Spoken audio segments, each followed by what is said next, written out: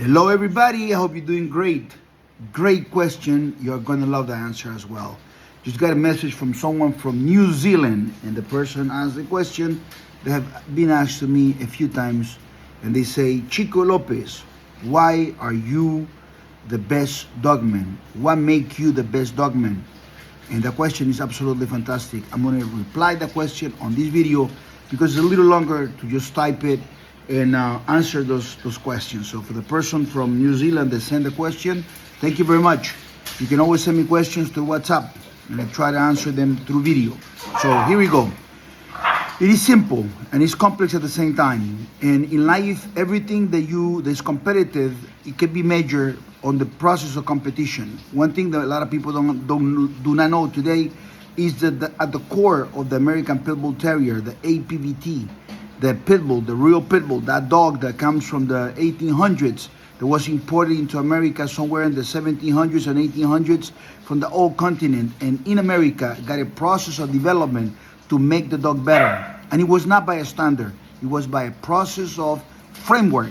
And that framework was that the best male will breed with the best female every time it was possible. Every time you could have a great female and someone had a best male that everybody knew in the country was the best male, people will travel through states, through days, through weeks to breed to the male, because that male had the power to create or chance to possibly create better puppies, hoping that he did produce. And when he did produce, everybody else will go in an avalanche to breed to the dog, because that's the process on the American Pit Bull Terrier. The American Pit Bull Terrier is not like having two blue birds from Brazil that if you breed them together in Thailand, they'll give you 4 little eggs, and those 4 little eggs will produce blue birds that have the same genetic value as the birds in Brazil. That's not how it works with the American Pit Bull Terrier. The American Pit Bull Terrier has a component of competition, and that component of competition is a process that is in their heart. It's at the heart, is at the core of the American Pit Bull Terrier. Winning, competition, never giving up. That's why there is the process of the underdog will never give up. You know, when you have the two dogs it used to have the two dogs in the pit, one at the bottom, one at the top, and the one at the bottom, people will say that dog he will lose, but somebody will say, but he got the heart, he won't quit, and because he won't quit, and I think he will win. So I got $1, I got 20 cents, I got 50 cents. Back in the time the money was not so devaluated, and they'll say, my money is on the underdog. And the concept of underdog and top dog came from those dogs. And so the process of competition is very embedded in the breed of American Pit Bull Terrier. And through decades, there's always been these men that are above everybody, through a pillar of these men are like, they call them the elite men, the flagship men. Among all the men, these men are the peaks of the top of the mountains, and the other men are somewhere within the mountain going down to the valley. And so you got a great dog at the very top sometimes, and then you start breeding it out and the crossing, and it trickles down in quality and lowers in quality. But people that have the mindset of relationship, they think that, oh, I got the same bloodline, because it's simple thinking. I got the same bloodline, I got the same thing, and it's not. You always got to be close to the source, and the source is important. So the American Pit Bull Terrier, back in the days, for you guys that are new, you probably will not understand this part, that the people didn't get a dog from a breeder near me. Like if you want to get a Big Mac, you put a McDonald's restaurant near me, and you go to the Big Mac, the place you buy a Big Mac, is the same thing as if you buy it in California where it started. Or if you buy an iPhone, if you buy it in Australia, and if you buy it in Houston, Texas, or in Florida or California, as long as it's from the Apple store by model number, they will be identical. But it's not the same with dogs and horses and animals, because there is genetics and there's an eye of the man working. It's not a cookie cutter. There's a process of consistency where you want to get to, but before that process, there is a very process of development, and men that compete have numbers, and they have that process of what is called the scoreboard. I give you a perfect example. If you are in a basketball game and you're in the third quarter, going into the fourth quarter, somehow something hit you in the head and you forgot where you end the game, all you have to do is look at the scoreboard. And when you look at those numbers, you will know if you are 2 points, 5 points, 10 points. If you are 25 points under, trust me, you are losing. If you are 25 points over on going into the fourth quarter, you are winning for sure. And so that is the law of the scoreboard. The law of the scoreboard, the scoreboard don't lie. So if you want to know if you're losing weight, but you feel like, "Ah, man, I'm so skinny, I'm losing weight, I feel so great." All you have to do is get back on the scale. That is your scoreboard. The scale won't lie to you, unfortunately. It won't hold hands and sing kumbaya, make you happy, and let your feelings be all giggly. The scale will tell you the truth. And when it comes to dogs, there's always been a way to measure dogs. And at the time, I remember when you look at those times, and people, because I talk to a lot of old men. I talk to men that now are 96 years old, 90 years old, and I talk to them and say, in my times, we knew this guy was the best guy. In the times of Emeritage, he was a great dogman. In the times of Carver, people didn't want to get a Carver dog from somebody that got a dog from somebody that got watered down from Carver. People wanted to go directly to Carver. When people wanted to buy Mayday dogs back in the days, and when Victor Akar had the Grand Champion Mayday, they would fly those dogs from Ecuador. And that was the only dog that was worth getting out in Ecuador. So the guys that got the water down in Ecuador, people, I ain't going to get it from you. I get it directly from the source, from the men. And it's the same thing. It's the same thing. It never fails. Only a person with the IQ lower. The guys with lower IQ, they haven't been blessed with mind.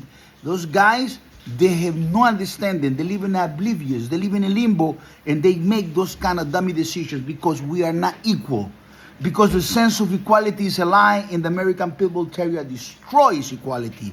The American Pit Bull Terrier is a competitive animal, and you have rankings. So a man by the name of Jack Kelly, back in the 70s, had a magazine where they rank all the dogs that qualify. If you had this level of competition, you get a little star. If you have a referee that was high quality, you get another asterisk, and so on and so forth. And so people keep looking and say, well, this guy is very active and he has these and whatever. That was in the 70s. It was legal to have those dogs fighting on the pit and stuff like that, or at least it was not illegal back in America. I'm just touching history. I'm not promoting it. So the levels of grand champions and champions, it was all ranked. Who is the best man that got the grand champions, the champions, and stuff like that. And the rum dogs, and so people were measured by their quality. So at one point somebody said, well, look at John Bemis. He has 5 grand champions. He purchased some of them. He made some of them. And then he has about 15, 16 champions. So that man right there is the group, because it's 3 men, I believe, STP. That is the best crew of having American Pit Bull Terriers. So some people are the best by having the capacity of being a great breeder. Some people were like men like, what's his name, Pat Patrick's, because he used to breed a lot of dogs, and people would go to him. He was the source of good dogs at one point, and so on and so forth. Those red dogs, those dogs that, in my opinion, go back to the very old family Renaults that you cannot find anymore.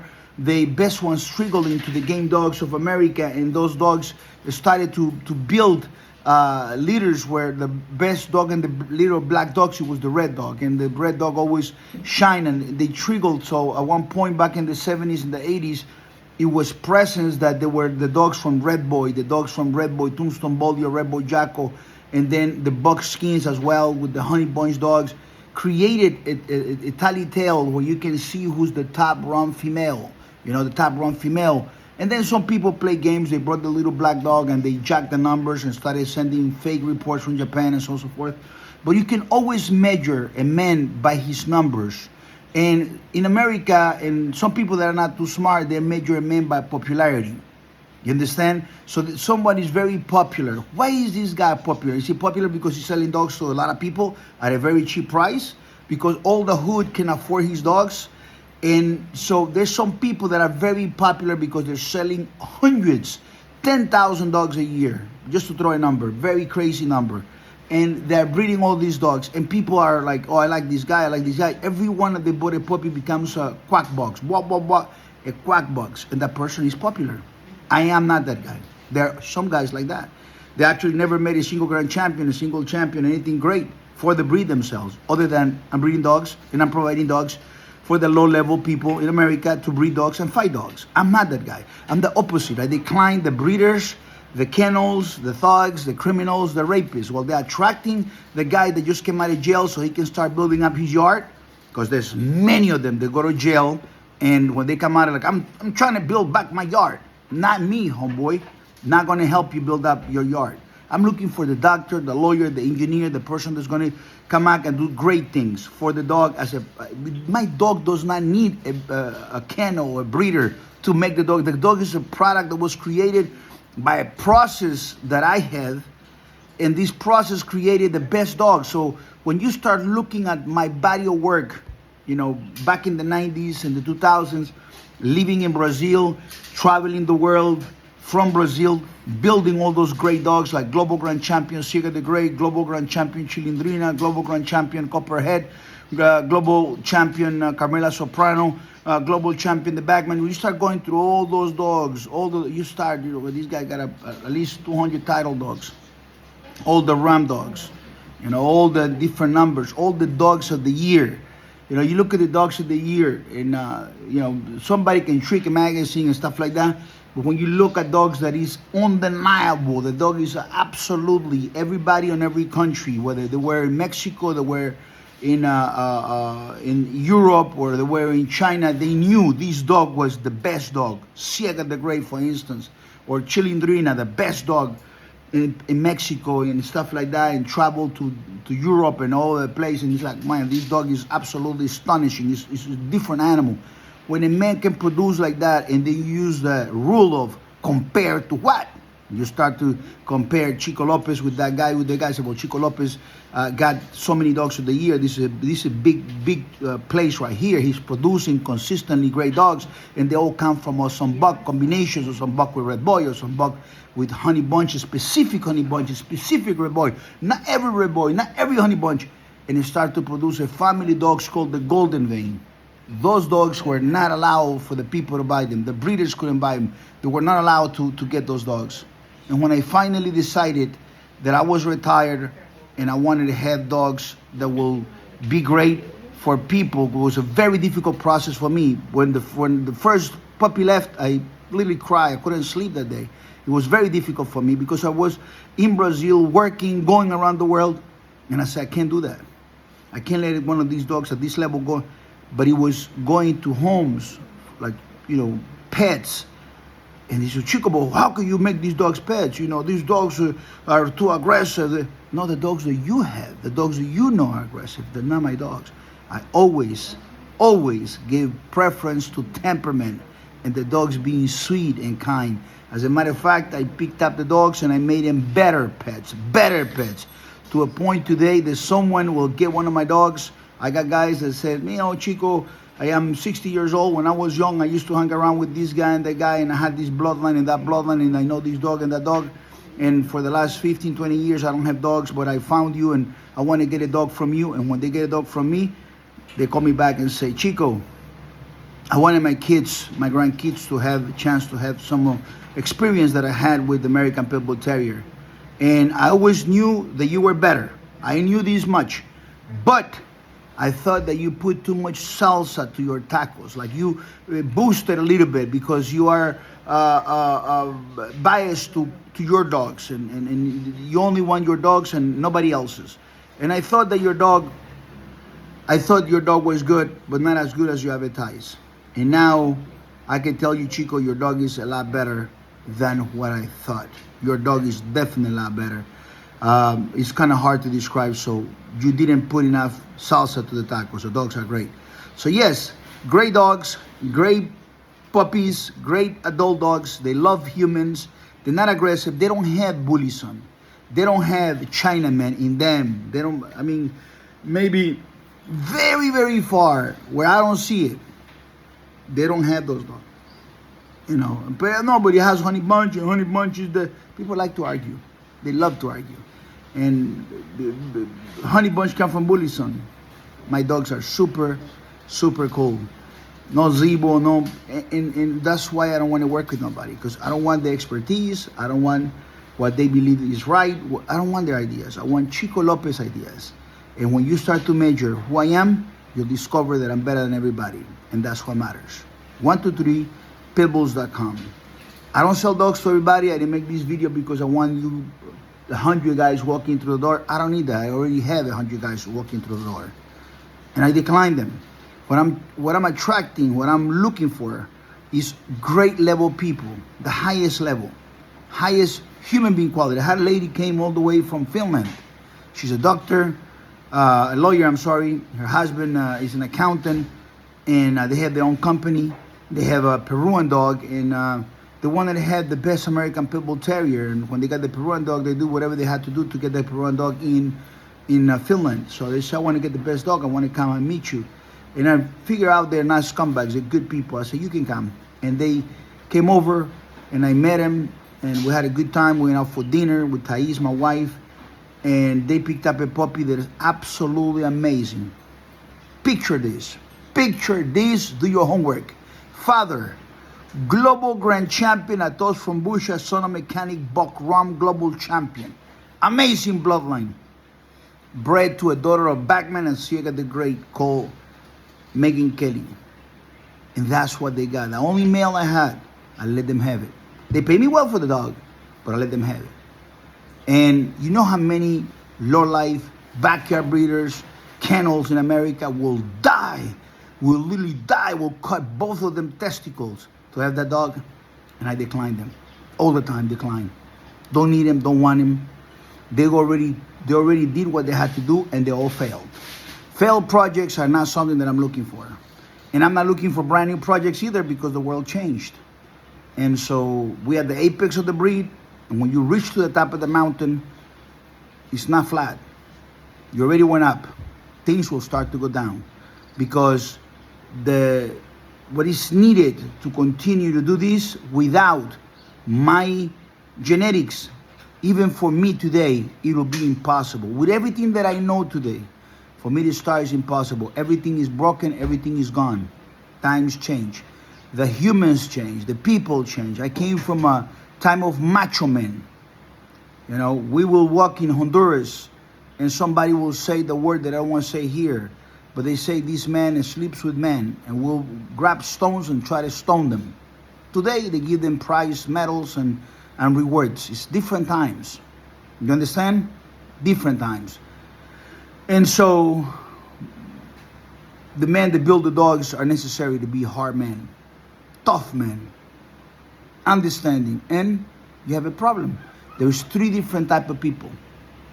Three different types of people through the weeding process. You have the one guy very interested, willing to invest, willing to do this, willing to do that. He stays with the dogs for 20, 30, 40 years. He's interested. He may be writing books, maybe he's doing things, he's interested in the breed. And you have the guy that's super dedicated. That'll be your John Beeman's STP type of guy. You know, he has a long season, very long season, that has marriage and acquired things. That man is a very interested guy, very, very dedicated guy. So you have interested and you have dedicated guy, dedication and perseverance. But to get to the level that I am, you have to be a mad scientist. The level is called the level of madness. The level of the guy that's obsessed with a level that has never been achieved. He wants to break all the boundaries. He does not want to be anything less than number one. So the guy, he doesn't want to be number 6, number 7, number 10. He wants to be number 1 or die. I achieved number 1. And he worked very hard. And once I achieved number 1, I started to build a space between me and a possible number 2, because I'm so competitive. Remember I told you about the Spirit of the American Pit Bull Terrier competitor? I built a space between me and whoever could be number 2. Space. Ocean, far away. So when I die, there's no other number 1 coming through. That is the true essence of the American Pit Bull Terrier. And that's why when you have puppies, those puppies come with that spirit. And your kids learn. They pick up. You see, the communication in humans, especially as children, is non-verbal. So you don't understand the words, but it goes by feelings. It goes by emotions. And children can pick up this from these dogs. They're breathing courage. They're breathing loyalty, never give up, and they're soft and loving, and they are not related to the pit bull dog they sell in the streets in America, all over the world, the Blue, the XL, the Merrill, they're not attached to none of those dogs. They're not attached to none of those dogs. It's a different project. And the Great American Pit Bull Terriers have no human aggression. They love the owners. They will protect you against someone that's coming trying to rob your house if you raise them to be protective. And if you already have another dog and you brought him and they get along with the dog as young dogs, they will protect those dogs as well. And they're not 150 pounds. Between 45 pounds to about 65 pounds maximum. You understand? And that's like, couch shape. God bless you. My name is Chico Lopez. You learn so much. You're learning here, right here in this place right here. So subscribe to the channel, hit the like, put the heart, whatever you have to do, because you're getting information and knowledge you're not going to get anywhere else. My advice to you, study the breed with the right person, because if you study with the wrong person, there are three type of guys that get lost in the jungle. And when they're looking at them, two type of guys, got lost in the jungle. And when they ask them, they're lost one way, the other way. When they met together finally after years lost in the jungle, one says, how do you get lost? He says, well, I asked the wrong guy, gave me the wrong directions. And then the other one said, well, I asked many guys and they got me confused and I got the wrong directions. You have to ask the right person. Finding the right person is very difficult.